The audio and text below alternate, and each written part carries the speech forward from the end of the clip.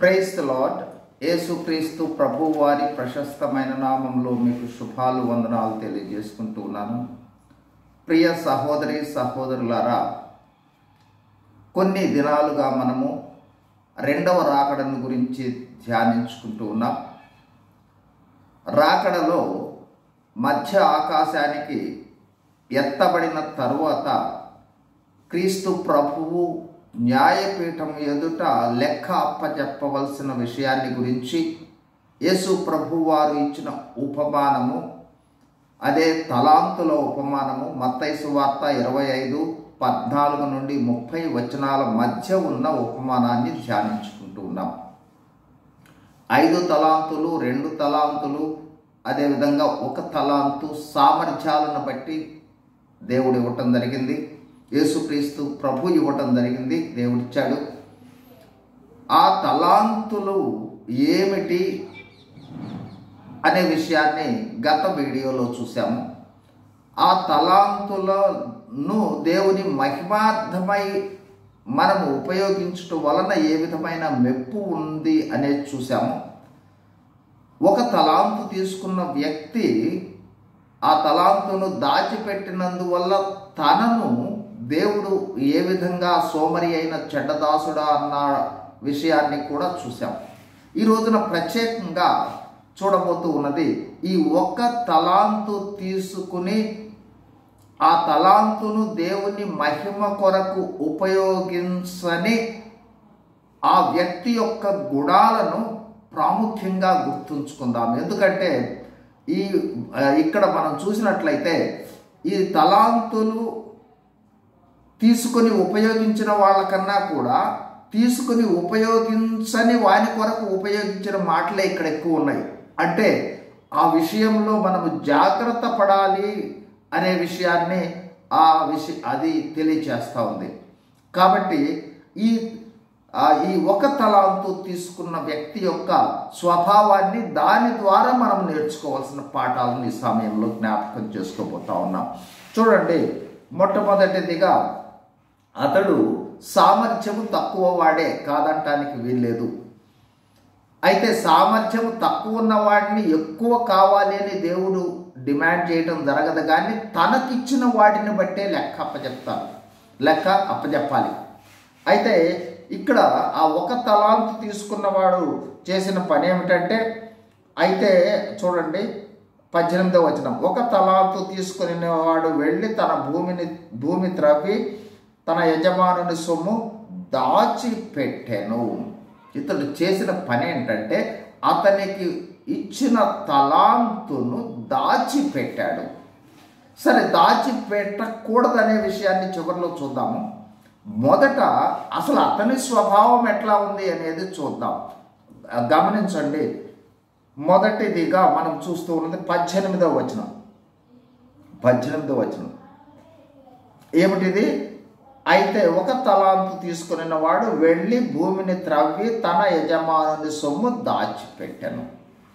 మొదటిదిగా అతను ఒక లక్షణం ఏంటంటే ఇచ్చిన సొమ్మును భద్రం చేయాలి, జాగ్రత్తగా ఉపయోగించాలి అనే స్వభావము కాకుండా తప్పుగా అర్థం చేసుకునే స్వభావము కలిగిన వాడై ఉన్నాడు. మొదటిదిగా దేవుడు మనకిచ్చిన దాన్ని మనం తప్పుగా అర్థం చేసుకోకూడదు, మొదటిది. రెండవది ఏంటంటే ఇచ్చిన దానిని బట్టి కృతజ్ఞత కలిగి జీవించే విషయంలో అతను తప్పిపోయాడు, దాచిపెట్టాడు. కృతజ్ఞత కలిగి ఉండలా ఇచ్చిన దాన్ని బట్టి దేవునికి. ఇది రెండవది. అంటే ఏంటి? తప్పుగా అర్థం చేసుకున్నాడు. రెండవది, కృతజ్ఞత లేనివాడుగా ఉన్నాడు. అంతేకాదు, చూడండి, మూడవదిగా ఇప్పుడు 24వ వచనం చూస్తున్నాం. 24వ వచనం, తర్వాత 1 తలాంతు తీసుకుని వాడు వచ్చి, అయ్యా, నీవు విత్తని చోట కోయివాడవు, చల్లని చోట పంట కూర్చుకొనివాడవైన కఠినుడవు. తలాంతు ఇచ్చిన ఆ దేవునిని లేదా ఆ యజమానుని ఇతను ఏం చేస్తూ ఉన్నాడు? ఆరోపణ చేస్తా ఉన్నాడు. నువ్వు చూడండి అయా నీవు విత్తని చోట కోయివాడవు, చల్లని చోట పంట సమకూర్చుకుని వాడవు. కాబట్టి ఆయన మీదే ఆరోపణ చేయటం జరుగుతుంది, విమర్శ చేయటం జరుగుతుంది. కాబట్టి ఆ విధమైన స్వభావము, దేవునినే ఆరోపించే, దేవునినే నిందించే లేదా దేవునిపై విమర్శ చేసే స్వభావం అనేది ఎన్నటికీ కలిగి ఉండకూడదు. ఒకటి. రెండవది, దేవునిలో ఉన్న లోపాలని ఎంచుతున్నాడు. దేవునిలో ఉన్న అంటే యజమానుని యొక్క లోపాలను ఎంచుతూ ఉన్నాడు అంటే దేవుని లోపాలను ఎంచుతూ ఉన్నట్టు. ఆ విధమైన స్వభావాన్ని కూడా మనము కలిగి ఉండదు. మూడవదిగా చూడండి, అదే వచనంలో ఉంది, చల్లని చోట పంట కూర్చుకుని వాడవైన కఠినుడు అని నేనెరుగుదును. ఈ నేనెరుగుదును అనేది స్వీయ సమర్థన, తనను తాను సమర్థించుకుంటా ఉన్నాడు. చేసిన పొరపాటుని యాక్సెప్ట్ చేయకోకుండా నాకు తెలుసు నువ్వు ఇలాంటి వాడివని విమర్శించడంతో పాటు తనను తాను, నేను అనే పదము ఇక్కడ ఏం తెలియజేస్తుందంటే స్వీయ సమర్థనను తెలియజేస్తూ ఉంది. సొంతగా సమర్థించుకుంటా ఉన్నాడు. అట్లాగే చూడండి, ఇప్పుడు 25వ వచనంలో చూద్దాం. 25వ వచనం, నేను భయపడి వెళ్ళి నీ తలాంతును భూమిలో దాచిపెట్టిదిని, ఇదిగో నీవు తీసుకో. నేను భయపడి, ఇక్కడ ఇంకొక ప్రాముఖ్యమైన మాట కనిపిస్తూ ఉంది, భయము. భయము అనేది ఎవరికి ఉంటుంది? బాధ్యత లేని వారికి ఉంటుంది. అయితే ఎప్పుడైతే దేవుడు చెప్పిన పనిని బాధ్యతగా నిర్వర్తించే వాడికి, ఆ విధమైన దేవుని మీద ప్రేమ ఉండేవాడికి ప్రేమలో భయం ఉండదు. ఇతను బాధ్యత రహితంగా వ్యవహరించడం చేత భయపడటం జరిగింది. ఆ స్వభావం తనలో ఉండటం చేత భయపడటం జరిగింది. ఇప్పుడు 25 దగ్గరకు వద్దాం. చూడండి 25. ఏం చేశాడు? భూమిలో దాచిపెట్టితిని, ఇదిగో నీవు తీసుకోమని తిరిగి ఇచ్చేసేయటం జరిగింది. కాబట్టి ఇచ్చిన తలాంతు తిరిగి తీసుకోవటానికి కాదు దేవుడు ఇచ్చింది, ఆ తలాంతు ద్వారా మనం ఏం చేశాము అనేది లెక్క అప్పచెప్పటానికి. ఇప్పుడు 26వ వచనంలోనికి వద్దాం. చూడండి 26. అందుకు యజమానుడు వానిని చూచి సోమరి అయిన చెడ్డ దాసుడా. ఇంకొక గుణం కనిపిస్తుంది ఈ ఒక తలాంతు తీసుకున్న వాడికి. ఏమిటి అది అంటే సోమరితనము, బద్ధకము. కాబట్టి మానవునికి బద్ధకం అనేది, సోమరితనం అనేది ఉండకూడదు. కాబట్టి ఈ జీవితంలో మనము క్రైస్తవులుగా జీవించిన జీవితంలో సోమరితనము, బద్ధకం అనేది ఉండకూడదు. అట్లాగే ఇంకొక మాట అన్నాడు చూడండి, సోమరి అయిన చెడ్డ దాసుడా. మరొకటి తన దగ్గర ఉన్నది చెడు గుణం. సోమరితనంతో పాటు చెడుతనం కూడా ఉంది తన దగ్గర. కాబట్టి మనము కూడా ఆ విధమైన గుణాలను కలిగి ఉండకూడదు అనే విషయాన్ని మనకు ఈ వాక్యాలు తెలియజేస్తూ ఉన్నాయి.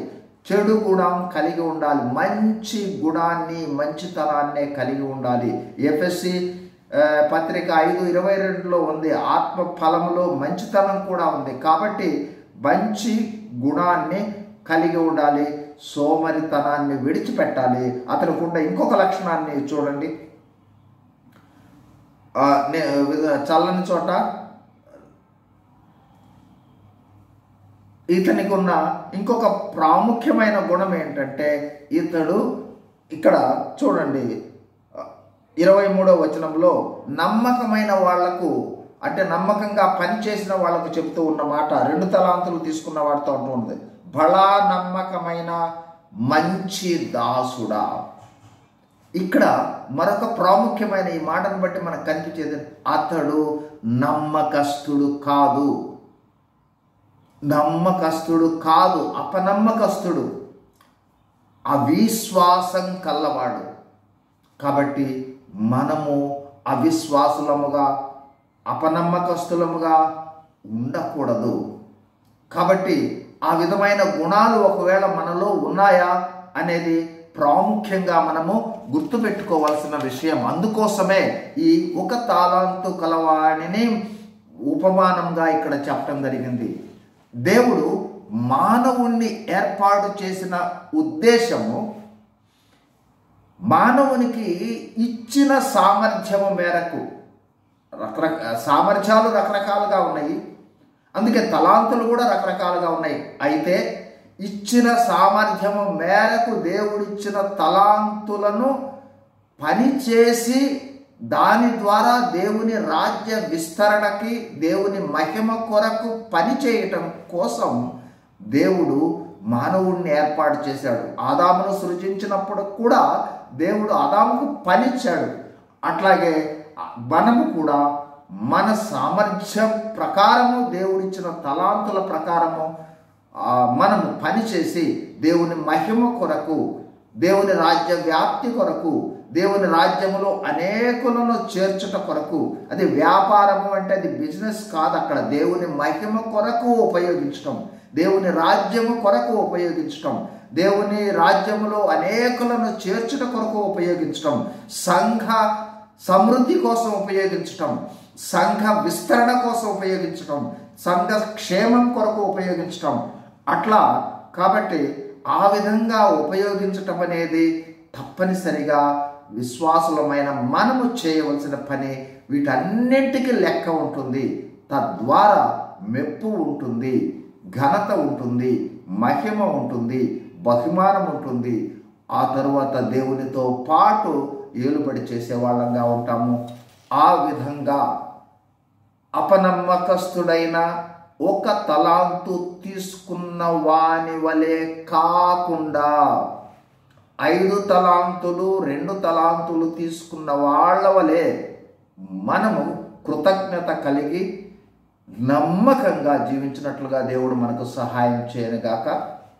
ప్రార్థన చేసుకుంటాం. పరిశుద్ధుడైన మా ప్రియ పరలోకపు తండ్రి, యేసుక్రీస్తు ప్రభు వారి శ్రేష్టమైన నామంలో స్తోత్రాలు, వందనాలు. దేవా, 1 తలాంతు తీసుకున్న ఆ సోమరి అయిన చెడ్డ దాసుని వలె కాకుండా బడా నమ్మకమైన మంచి దాసుడా అనే అనుభవంలో మేము ఉండటానికి సహాయం చేయమని వేడుకుంటూ, దేవా, చేరి వచ్చిన ప్రతి ఒక్కరిని మీ దయగలిగిన హస్తాలను చాపి దీవించి ఆశీర్వదించమని యేసుక్రీస్తు ప్రభు వారి శ్రేష్టమైన నామములోనే వందనములు చెల్లిస్తూ వేడుకొంచున్నాము తండ్రి. Amen. Praise the Lord. God bless you.